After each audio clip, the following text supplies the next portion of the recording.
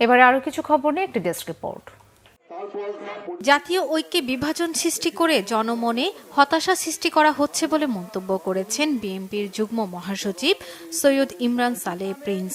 ময়মনসিংহের হালুয়াঘাটের শহীদ স্মৃতি degree college মাঠে অসহায়দের মাঝে শীতবস্ত্র বিতরণ শেষে তিনি একথা বলেন। ফরিদপুরের নগরকান্দা উপজেলার ২,০০০ অসহায় মানুষের মাঝে শীতবস্ত্র বিতরণ করেছে বিএনপি। এতে প্রধান অতিথি ছিলেন বিএনপির সাংগঠনিক সম্পাদক শামা ওবায়েদ ইসলাম। কিশোরগঞ্জের কটিয়াদীর করগাঁও ইউনিয়নে সমাবেশ করেছে বিএনপি। করগাঁও ইউনিয়ন উচ্চ বিদ্যালয় প্রাঙ্গণে সভায় প্রধান অতিথি ছিলেন জেলা বিএনপির সহ সভাপতি রুহুল আমিন আকিল।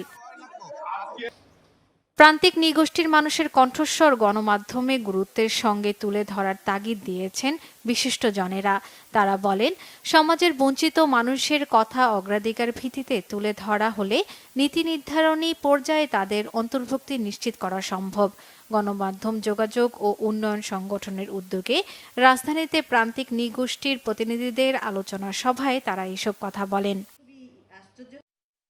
পরিবেশ সুরক্ষায় সচেতনতা বৃদ্ধিতে মিরপুর চিড়িয়াখানায় অনুষ্ঠিত হয়েছে কুমারিকা গার্বেজ ম্যান এর যৌথ চিড়িয়াখানা পরিষ্কার কার্যক্রম। কুমারিকা সেভ দ্য নেচার উদ্যোগে সকাল 10টা থেকে দুপুর 1টা পর্যন্ত 20 জন স্বেচ্ছাসেবক গার্বেজ ম্যান এর 5 জন কর্মী এবং 10 জন পরিচ্ছন্নতা কর্মীর অংশগ্রহণে এই কার্যক্রম পরিচালিত হয়।